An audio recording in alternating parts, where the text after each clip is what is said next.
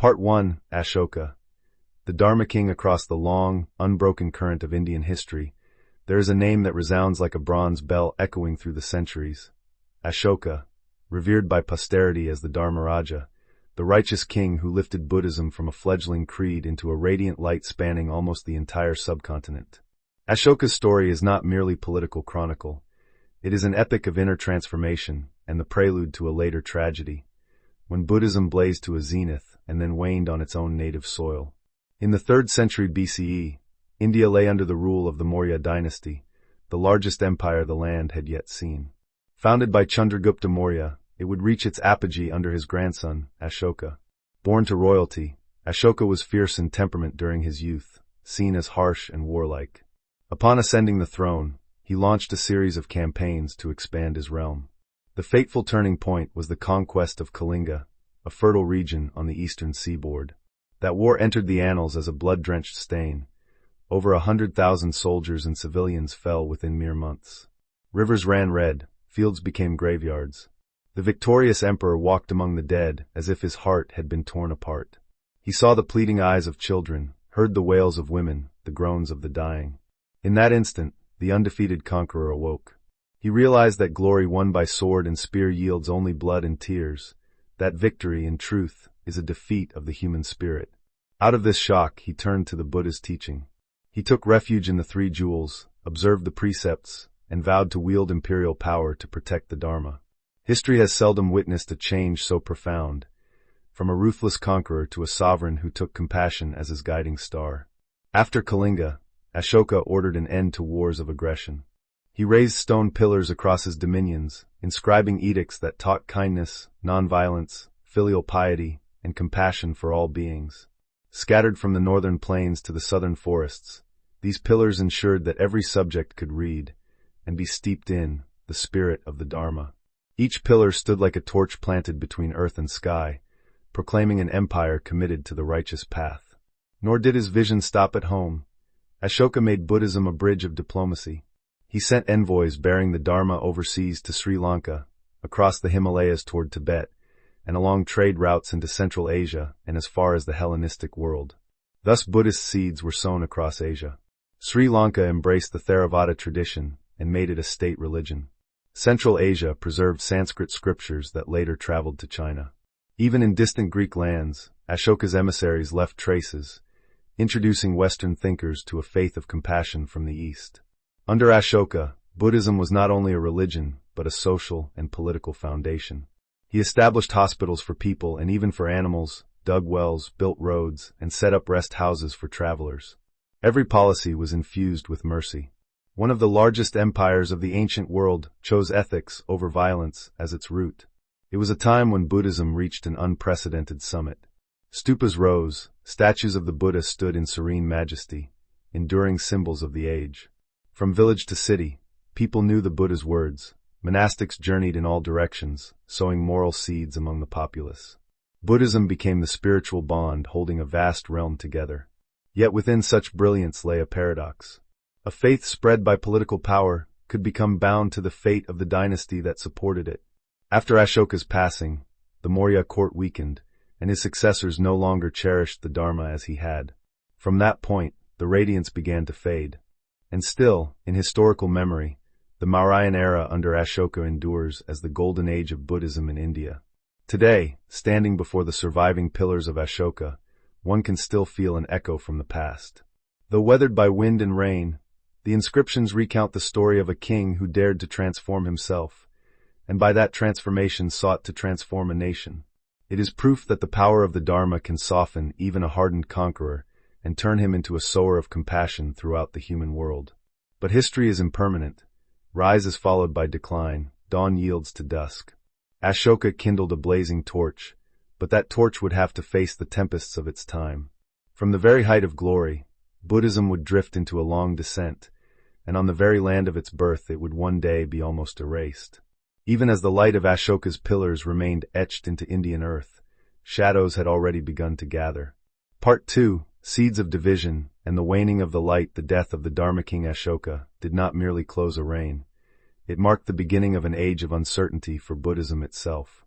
Without the guidance of a righteous monarch, the saga, once upheld by imperial power, was forced to stand on its own. And within that independence, subtle cracks began to appear, tiny fissures that, over time, widened into deep divisions, eroding the very strength that had once united the Buddhist world. At first, these divisions seemed intellectual, even noble, differences in interpretation rather than belief. Some groups clung tightly to the original discipline of the Buddha, strict monastic rules, austere meditation, and a focus on personal liberation. They would later be known as the Theravada, or Elder School. Others, inspired by a vision of universal compassion, taught that enlightenment was open to all beings, not only the few who renounced the world. They became the seeds of the Mahayana, the great vehicle. At first, this diversity reflected the richness of the Dharma. But with time, debates hardened into sectarian walls. The differences once born of insight became causes for suspicion. In some regions, rival schools openly accused one another of heresy. What had once been a religion of unity and tolerance began to splinter into factions. Meanwhile, the Mauryan Empire was collapsing. The successors of Ashoka were weak and indifferent to the Dharma.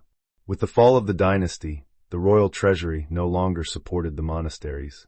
The monastic order, which had flourished under royal patronage, now had to rely on donations from the people. But ordinary people, feeling alienated from the increasingly scholastic and abstract debates of monks, began to drift away. In the same centuries, Brahmaism, reformed and rejuvenated, re-emerged as Hinduism, a new faith built upon ancient roots. It was not the old, rigid Vedic religion anymore. The Brahmins had learned from their rivals. They adopted many Buddhist ideas, compassion, generosity, karma, and rebirth, but gave them the form of living gods. The myths of Vayu, Shiva, and Brahma became radiant narratives full of drama and color. Their temples rang with bells and music. Their festivals were filled with light and life. To the common people, this was a religion they could feel and celebrate, vibrant, emotional, and immediate, unlike the distant, intellectual Buddhism locked within monasteries and scriptures. As Hinduism rose, Buddhism turned inward. Each sect built its own systems of philosophy, some centered on prajnaparamita, perfection of wisdom, others on yogacara, mind-only doctrine, still others on the mystical rites of tantra. The result was a dazzling, profound body of thought, yet increasingly impenetrable to ordinary folk. The Buddha who once sat beneath the Bodhi tree in simple silence now seemed buried beneath layers of commentary and complex ritual. Monastic life itself began to change. Some monasteries grew wealthy, owning lands and receiving rents. Monks who had once lived by alms now oversaw estates. The simplicity and humility of the early Sangha gave way, in many places, to comfort and privilege. Stories spread among the people of monks quarreling over wealth, titles, or philosophical prestige. The people who had once revered the yellow robe began to doubt it. Thus Buddhism, once a flame that had warmed the hearts of an empire, began to dim from within. Though great centers of learning still thrived, their light reached only scholars, not the common man. The connection between the Dharma and daily life grew thinner. A religion born to free people from bondage was now bound by its own hierarchy of doctrines and rituals. History teaches that when a house is divided, no faith, no kingdom can stand. After Ashoka, Indian Buddhism entered precisely this cycle: inner division, loss of public devotion, and the erosion of worldly support. Into this vacuum, Hinduism surged back with renewed strength. Its festivals filled the land, its gods filled the hearts of the people. Temples rose like fortresses, carved with splendor. The air rang with hymns to Vayu and Shiva, while the chanting of monks faded behind monastery walls. The contrast was striking, one faith resplendent with life, the other retreating into silence. The Buddhist flame still glowed in scattered monasteries, but outside, the vast plain of India had already changed color. This was the prelude to tragedy. A religion that had once conquered through compassion was now being conquered, not by armies but by forgetfulness. Buddhism had not yet fallen. It still possessed great learning, great minds, and deep spiritual power, but its roots in the soil of India were loosening. And when the storms from the west would come, bearing the swords and fires of another faith, Buddhism would find itself defenseless. A house already divided cannot withstand the wind. And the wind was beginning to rise. Part 3. The rise of Hinduism and the eclipse of the Dharma. While Buddhism was weakening from within, the tides of Indian spirituality were turning. Out of the old Brahmanic tradition arose a powerful revival, Hinduism, that would, in time, reclaim the land where the Buddha once walked. This was not the austere religion of Vedic sacrifice. It was a faith reborn, vibrant and inclusive, steeped in myth, devotion, and color. The Brahmins, long displaced by the egalitarian message of the Buddha, learned from their rivals. They adopted the very ideas that had once undermined them, karma, rebirth, compassion, and charity, but reshaped them to fit their ancient framework of gods and rituals. New epics emerged, the Mahabharata and the Ramayana, vast oceans of poetry that fused heroism, love, and divine will. Within these stories, gods became living presences: Vayu, the protector; Shiva, the destroyer and renewer; Devi, the mother who blesses and defends. Hinduism spoke to the heart. Its temples were filled with music, flowers, and flame. Its deities smiled and danced. Its festivals overflowed with joy. People could touch, see, and celebrate their gods. In contrast, Buddhism had grown distant, confined to scholastic debates and monastic cells. For villagers and kings alike, the emotional warmth of Hindu devotion felt closer than the quiet abstraction of Buddhist philosophy. The rulers, too, saw in Hinduism a tool of power. Its divine order sanctified kingship. The ruler was the earthly embodiment of Vayu, or the beloved of Shiva. This fusion of religion and politics gave Hindu dynasties a strong ideological foundation. Buddhism, with its emphasis on renunciation and non-self, could not compete in legitimizing royal authority. So one by one, the new monarchs turned away from the Dharma and embraced the gods of the Vedas reborn. Temples to Vayu and Shiva rose across the subcontinent, magnificent, carved from living rock, adorned with images of celestial dancers and mythic battles. Bells rang, incense swirled, and thousands gathered in ritual and song. The air shimmered with life. Meanwhile, the monasteries of the Buddha grew still. Behind closed gates, the monks recited subtle treatises on emptiness and mind, their chants faint against the jubilant roar of Hindu celebration. It was not that Buddhism lacked brilliance; it still glowed in the minds of its scholars, but brilliance alone could not sustain a living faith. To the people, Buddhism seemed dry and remote, a world for philosophers rather than farmers, scholars rather than devotees. The Hindu temple became the heart of community life, while the Buddhist monastery became a world apart. Gradually, the map of faith changed. From the 5th to the 9th centuries, the Gupta Empire and later regional dynasties declared Hinduism the state religion. The kings sponsored temple building, endowed Brahmin priests, and revived Sanskrit learning in a Hindu form. The Buddha, once revered across the land, was reimagined by some Hindus as an incarnation of Vayu, a divine reformer sent to deceive the demons and restore cosmic order. Thus, the conqueror of gods was absorbed into the pantheon of gods. Buddhism did not vanish overnight, but it retreated to the margins, to remote monasteries and isolated intellectual centers. Monks debated in candlelight while outside, the masses danced to the drumbeats of temple festivals. The Dharma that once united kings and commoners alike now survived only in books and in the hearts of a few. This was the second great decline, not by fire or sword but by cultural absorption. The people who had once looked to the Buddha for freedom now turned again to the gods of old, reborn in brighter colors and simpler promises. To pray to Shiva or Vayu required no meditation, no discipline, only faith and devotion.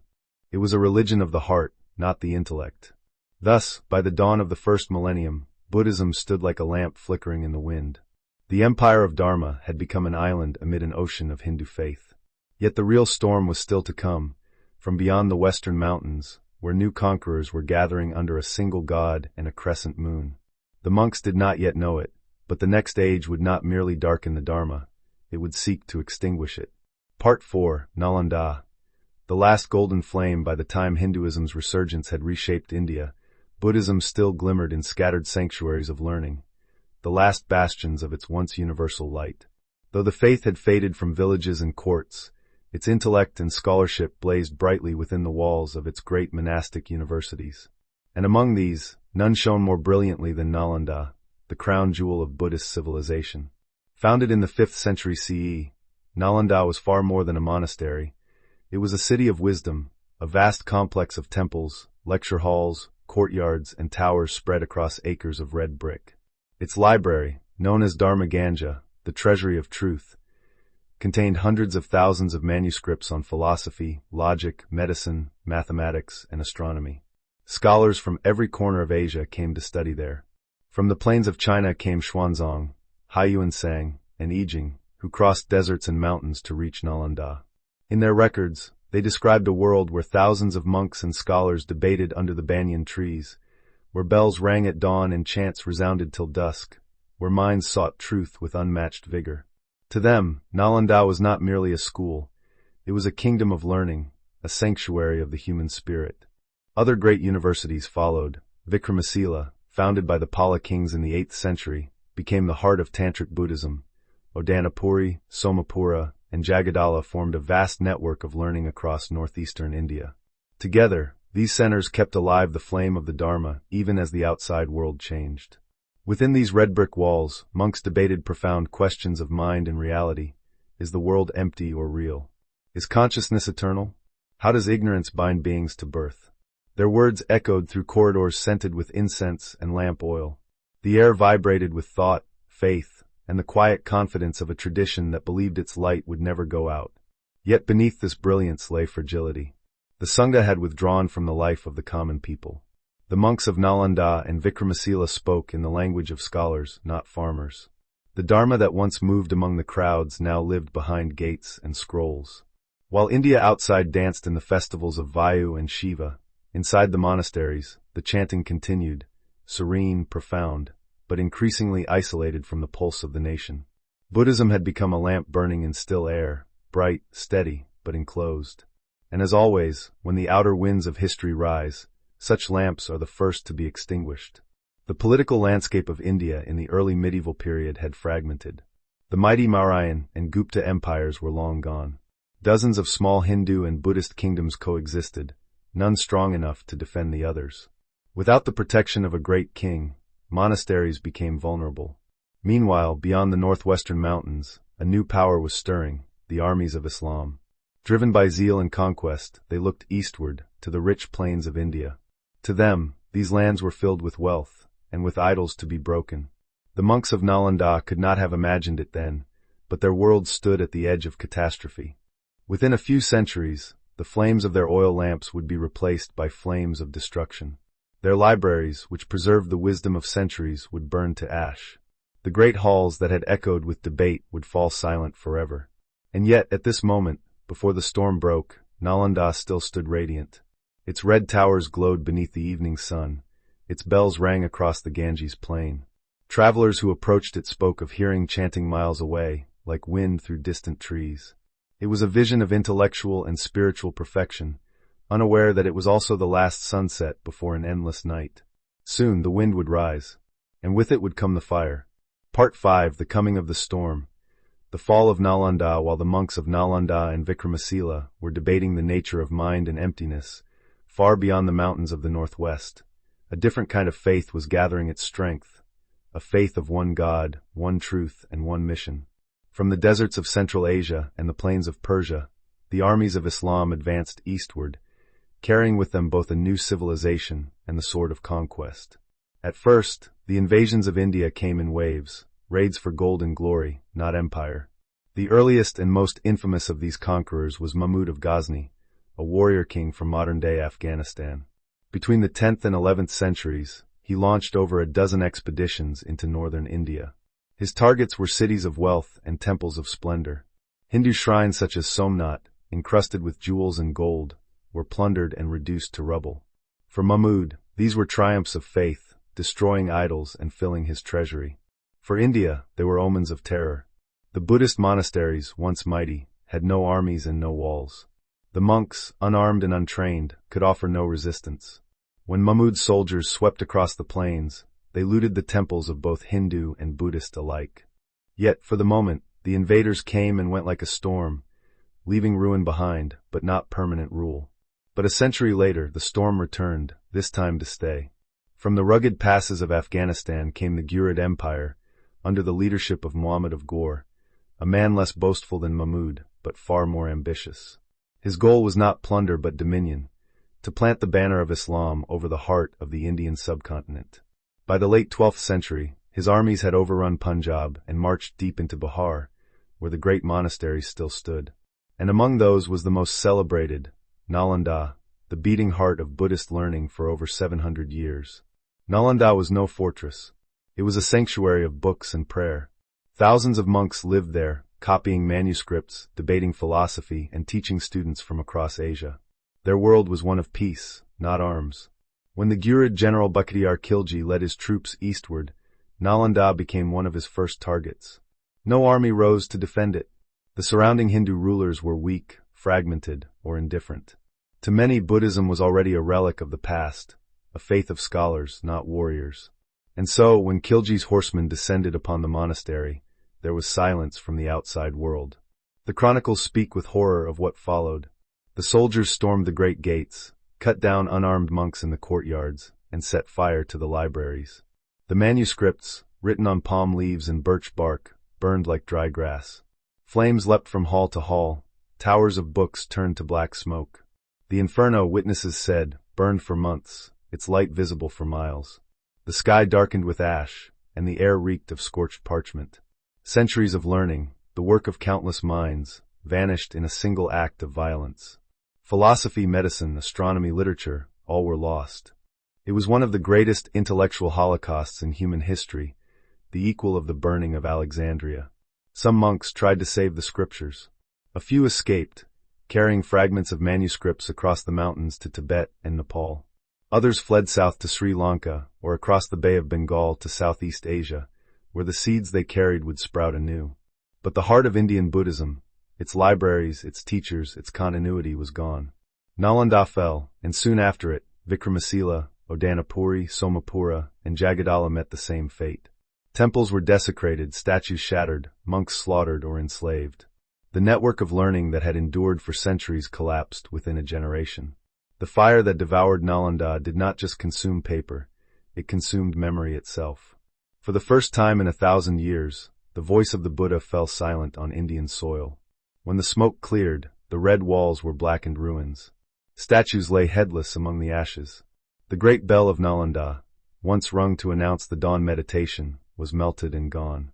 The survivors who looked back from the forests saw only a charred skeleton of civilization. The fall of Nalanda was more than the death of a monastery. It was the death of a civilization of wisdom. The monks had fought ignorance for centuries, but in the end, ignorance came not as a metaphor, but as fire and steel. India changed forever. The Islamic sultanates rose where Buddhist kingdoms had stood. The people, already turned toward Hinduism, now faced a new order. The temples of the gods survived, the monasteries of the Buddha did not. And thus, the flame that had once illuminated the world from the plains of Magadha, the flame kindled by Ashoka's compassion, was extinguished in its homeland. Yet from the ashes, the wind carried embers eastward, toward Tibet, China, and Southeast Asia. And there, the Dharma would take root again. Part 6, Exile. The journey of the Dharma beyond India. The fall of Nalanda marked not only the destruction of monasteries and manuscripts, it was the collapse of an entire world. Yet in every age of ruin, there are survivors who carry the embers of what was lost. From the ashes of Bihar and Bengal, bands of monks fled into the mountains and across the seas, bearing with them the last fragments of the Buddha's word. Their flight was not a retreat of conquest, but of survival, an exodus of faith. They went in all directions. Some crossed the towering Himalayas into Nepal and Tibet, clutching bundles of palm leaf manuscripts wrapped in cloth. Others journeyed down the coast of Bengal, then across the Bay of Bengal to Myanmar, Thailand, Laos, and Cambodia. Still others took ships southward to Sri Lanka, the island where Ashoka's missionaries had once planted the Dharma centuries before. Each of these routes became a new artery of life for Buddhism. The northern road, Tibet and the roof of the world. Those who climbed into the Himalayas faced hunger, cold, and death. Many perished in the snow, but a few reached Tibet, where kings and scholars received them with reverence. These refugees brought with them the secret teachings of Tantric Buddhism, the rituals and meditations once practiced in Vikramashila. In the thin air of the plateau, they found new soil. The texts they saved were translated into Tibetan. The monasteries they built became fortresses of faith. From these beginnings rose a new civilization, Tibetan Buddhism, a synthesis of Indian philosophy, Himalayan mysticism, and unyielding devotion. What had perished in Bihar was reborn at the roof of the world. The great masters of Tibet would later look back to India as their sacred mother, and call themselves the heirs of Nalanda. The southern sea, Sri Lanka, and Southeast Asia. Meanwhile, the monks who fled south found safety across the sea. In Sri Lanka, the Theravada tradition, the oldest branch of Buddhism, welcomed them. The ancient monasteries of Anuradhapura and Polonnaruwa became sanctuaries for exiled monks and their scriptures.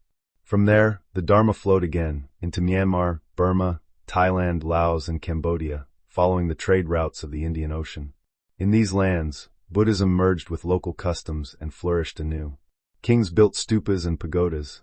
Villages raised statues of the Buddha beneath trees. The message of compassion and mindfulness took on fresh life, simple, pure, and enduring. What India lost, Southeast Asia preserved. The Eastern Road, China, Korea, and Japan to the north and east, the story was different. China, which had long received pilgrims and texts from India, now became the custodian of the Dharma. When Indian monks fled westward destruction, they carried surviving scriptures to Chinese monasteries. There, the flame of learning that once shone in Nalanda continued to burn in places like Chang'an, Luoyang, and Mount Wutai. From China, the teachings spread further still, to Korea, Vietnam, and Japan, where they inspired Zen, Chan, Pure Land, and other schools. By the 13th century, while India's monasteries lay in ruins, East Asia's temples were full of chanting. The Dharma had simply changed continents. The bitter irony thus, even as India fell silent, the voice of the Buddha echoed more widely than ever before. His teachings, carried on the backs of refugees, became global. The Buddha's homeland lost the Dharma, but the world gained it. It was a paradox worthy of the very truths he taught, that all things are impermanent, that from suffering comes awakening, and that loss is but another form of transformation. Yet, for those who fled, it was no triumph, only heartbreak. Many of the monks who reached foreign lands never saw their homeland again. They wept when they spoke of Nalanda's burning and Vikramashila's fall, of statues beheaded and scriptures turned to ash. But their grief became devotion. They copied what little remained of their texts, taught new disciples, and vowed that the Dharma would never vanish again. In this way, the exiles became the founders of Buddhism's second life. What began as a funeral became a rebirth. By the 13th century, India, the land of the Buddha's birth, enlightenment, and teaching, had become almost entirely devoid of Buddhists. Yet beyond her borders, Buddhism had taken root from the Himalayas to the Pacific, from the jungles of Ceylon to the islands of Japan. The wheel of Dharma had rolled away from its birthplace, but it never stopped turning. Part 7, The Long Silence. The disappearance of Buddhism from India after the flames of Nalanda and Vikramashila died out, India entered a long night. The 13th century marked not just the fall of monasteries, but the vanishing of Buddhism from the daily life of the land that had given it birth. What followed was not a single catastrophe, but a slow erasure, century by century, village by village, memory by memory, until the very people who once called the Buddha their teacher no longer knew his name. The survivors who had escaped the massacres scattered. Some monks, exhausted and frightened, abandoned their robes and adopted the garments of Hindus or Muslims to survive. Others retreated into forests or fled to the mountains, hoping in vain for the Dharma to return. The great monastic networks that had once linked the Ganges plain dissolved. With no abbots, no scriptures, and no disciples, the transmission of the teachings was broken. Meanwhile, the new powers of India, the Delhi Sultanate and later Muslim dynasties, consolidated their rule. They built mosques where temples had stood and introduced Persian, Arabic, and Islam into the cultural fabric of India. To them, Buddhism was not an enemy, it was already gone. The Hindu majority, too, absorbed what remained. In villages where small Buddhist shrines still survived, local priests reinterpreted the Buddha as a form of Vayu, one of his 10 incarnations. In this way, Buddhism was not merely defeated, it was subsumed. The Buddha, the teacher who rejected gods and rituals, was turned into a god himself. The religion that once challenged the caste system became part of the system it had opposed.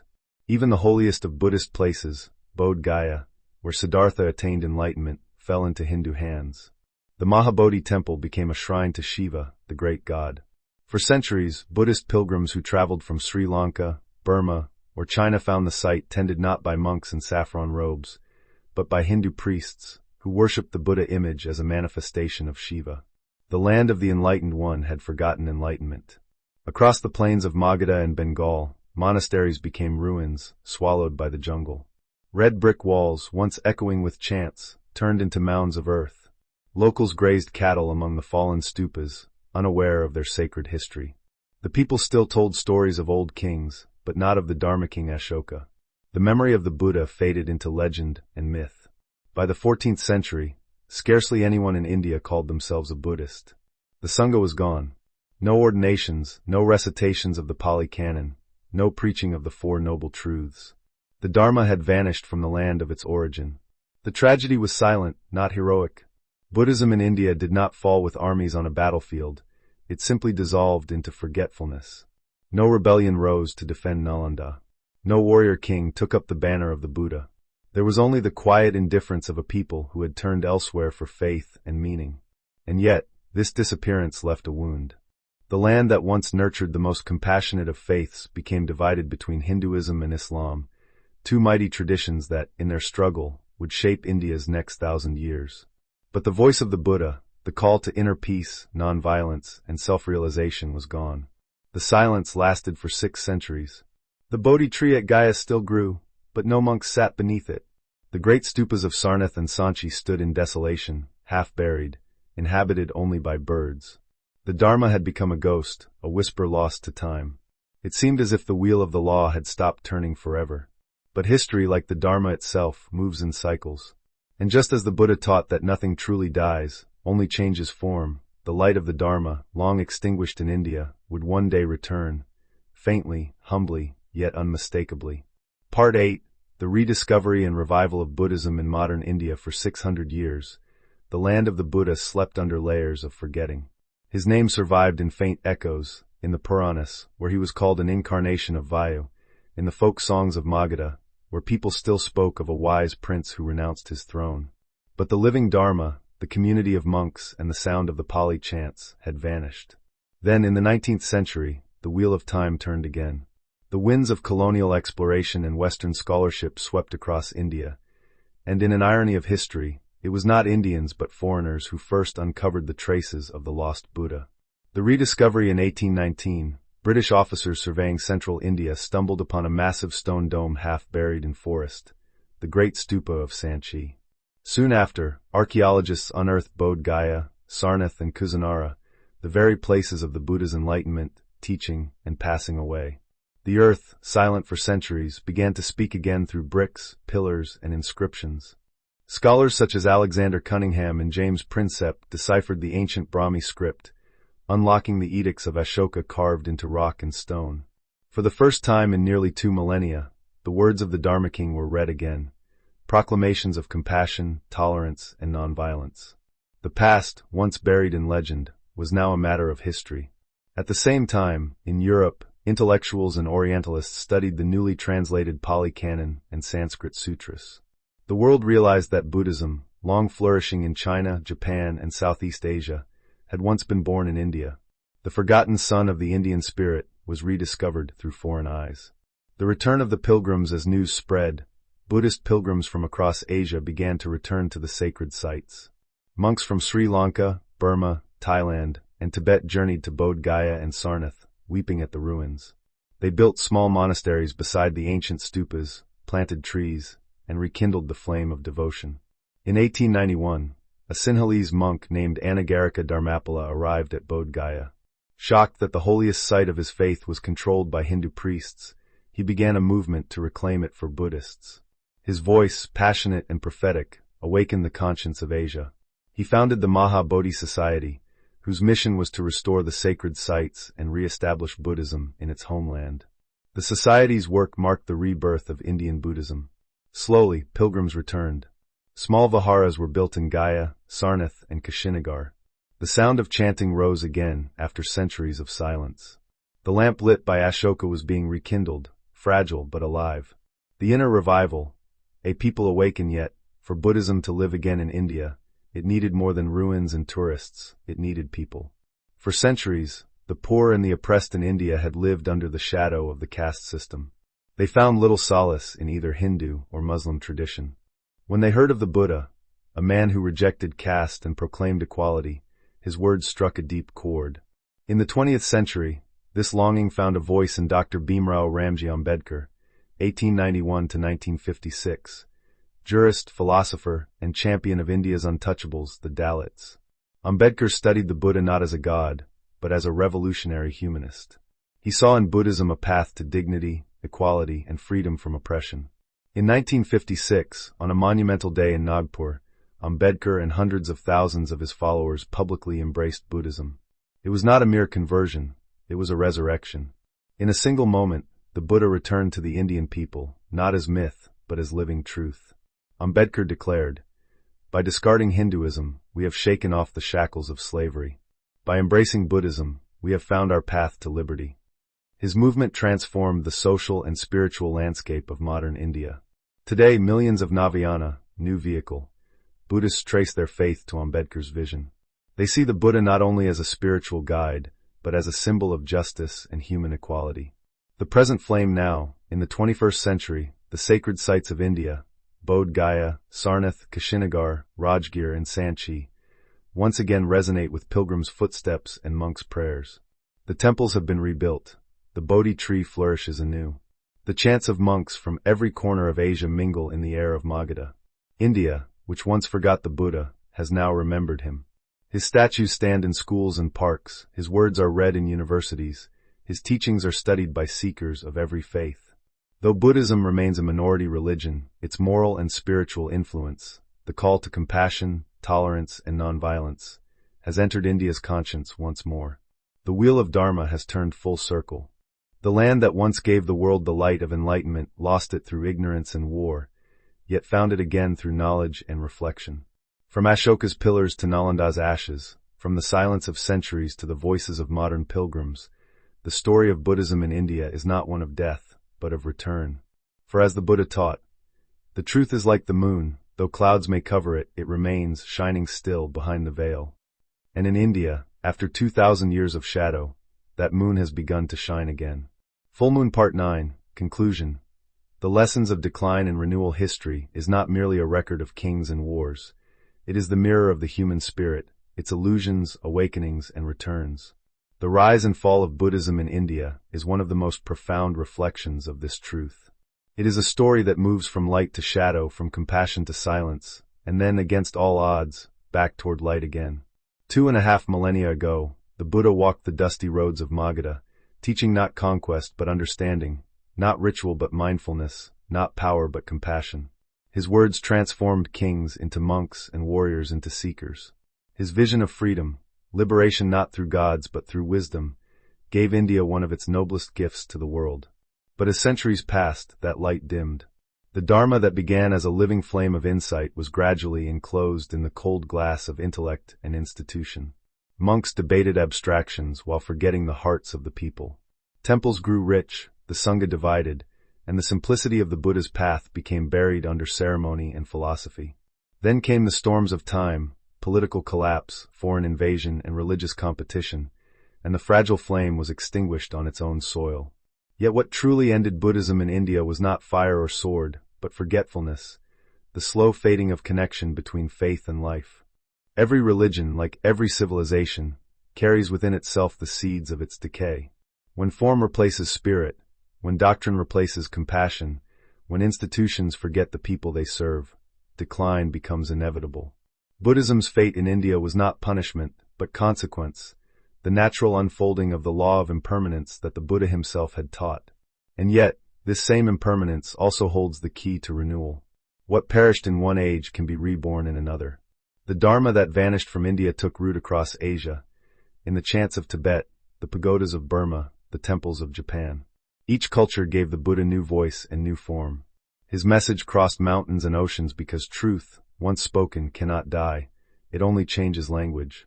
In our time, as the world faces its own crises of greed, division, and indifference, the story of Buddhism's decline and revival in India speaks again, not as history but as warning and hope. It reminds us that enlightenment is not a possession but a practice, that compassion must be renewed daily, not preserved in books, that civilizations fall not because truth disappears, but because hearts grow cold to it. And yet, the wheel still turns. Today, pilgrims stand again beneath the Bodhi tree at Gaya. The morning bells of Sarnath ring as they did in Ashoka's time. The teachings once thought lost echo in classrooms, temples, and minds across the world. The Buddha, silent for centuries in his own homeland, has been remembered. From his first sermon at Deer Park to the burning of Nalanda, from exile to rediscovery, the journey of the Dharma is the journey of life itself, birth, decay, death, and rebirth. And so the story ends as it began, not in despair but in awakening. For the Buddha never asked for temples or empires, only for understanding. And though kingdoms crumble and monasteries fall, the truth he spoke, that all things arise and pass away, and that peace is found in compassion, remains as unshakable as ever. Like a flame passed from lamp to lamp, the light of truth travels on. It is never lost, only waiting to be seen again. Thus ends the story of how Buddhism rose, declined, and was reborn in the very land of its birth, a tale not of failure, but of the eternal resilience of wisdom.